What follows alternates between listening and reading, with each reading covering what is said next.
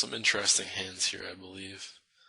I see bet my low flush draw in 8870 snap calls, which seems to mean that he has ace 7 or ace high, maybe king high. I don't think he check snap calls with an 8. He might check call, but you'd have to think about it for more than 0.5 seconds. On the right, I flop super air, and I decide to overbet turns simultaneously. I think these are kind of interesting overbets. I think on the left it's weird because the jack's such a good card for my range compared to his that in general I just want to be betting 550 and expecting him to fold 7-6 a lot, fold his ace high and king tens. But I wanted to also overbet my air on the right just to mess with him a little bit. So I go for it on both. And on the right, I mean, I would definitely make this bet if I had any king, and he should recognize that. So I don't think it's that bad. However, there's so many draws in my range that it's a little bit scary for me. However, the river's, I mean, I couldn't have picked a better card out of the deck, really. It's possible maybe I've only got like Jack 7 or Jack 9 now, but when I shove, it's extremely hard for me to be bluffing. So I think I have to go all in on this card, and I'm pretty happy about it. He just has like 10-9 way too often and can't find a way to call. And left, I take it down.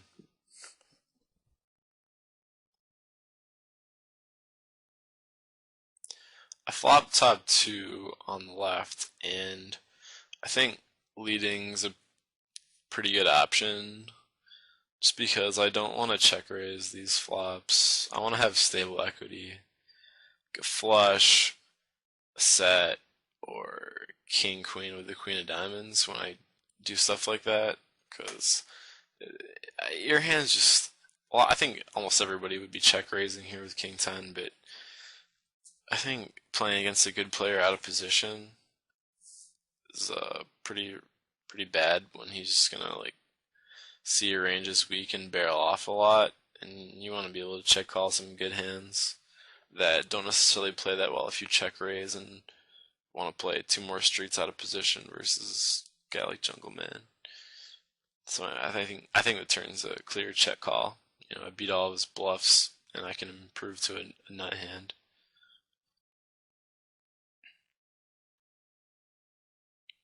Let's see what he does on the river. And just have to call to win half the pot, so it's basically an overbet to me, and I think you can definitely have a diamond here. I think it's a fold. Thankfully, he ended up folding on the left. I'm sure he thought it was kind of a 6 spot because it's so hard for me to be bluffing, but he probably thought I was, you know, making a move on the turn, so it's frustrating for him to see that river and have to fold. I flop middle pair on the left. I definitely don't want to lead with that hand. That'd be way too much of a merge. Way too hard to play the next couple of streets.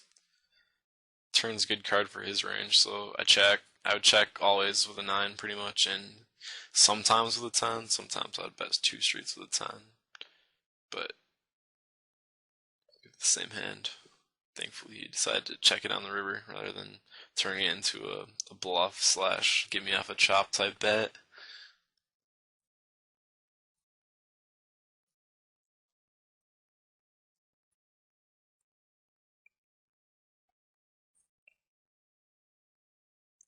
Playing pretty loose pre-flop in this video, which is whatever. I don't think you're losing a ton of money calling a 3x raise with 2 cards that are 8 or higher. But not necessarily my standard, especially without an ante in play. I think I should c-bet my king 9 here and see what happens.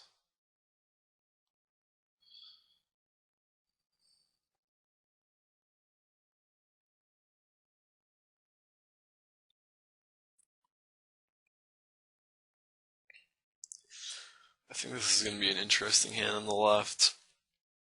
I flop not so good, but I don't like to turn my hand face up very often unless I'm balancing by checking air a lot, which I haven't really done in this session because we haven't played a lot of 3-bet pots. So I want to be c-betting this flop texture with just about all my 3-betting hands unless I have like 4 or 5 of clubs. I'm more likely to just check the flop and then try to delay the c-bet straight away, but here I just want to bet. I got a backdoor draw. My hand shouldn't play too badly on the turn and river. He checks and a blank comes on the turn, so I think it's a really close spot here between betting and checking. I don't have a ton of bluffs in my range, but at the same time I'm ahead a lot, and checking kind of gives up the pot because if he bets and then bets again, you know, he could have a wide range for doing so, but I kind of have to fold one of the streets. River's a jack, which is better for his range after I check the turn, but he's definitely not gonna like value bet queen 10 or jack 9 or something, king jack when I check here. So I think the only play is to bet medium size and hope he didn't spike 2-pair. Hope he, levels himself into calling, hoping I checked air on the turn and saw an overcard to second pair on the river and fired. Easy check back on the right with my middle pair on a very drawy flop.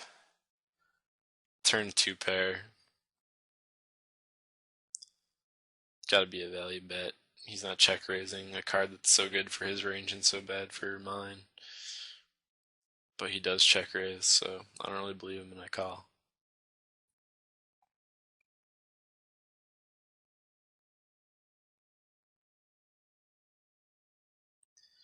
River's the king. He checks to me.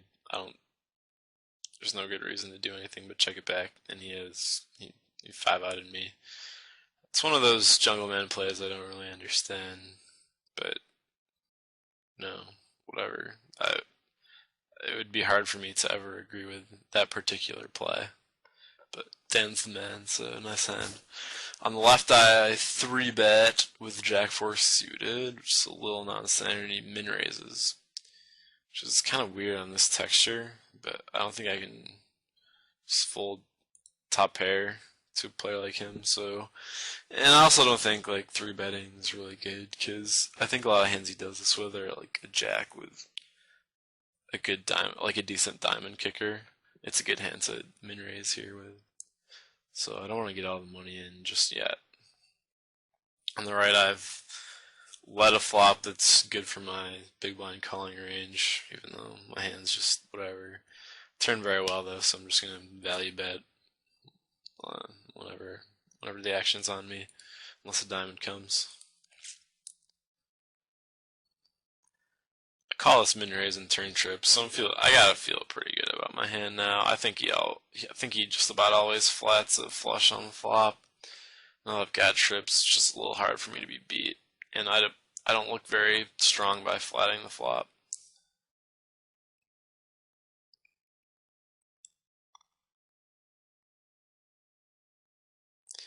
He bets half his remaining stack, which is really weird. And I can't feel great about my hand, but just like, how am I gonna be folding this? So I go all in.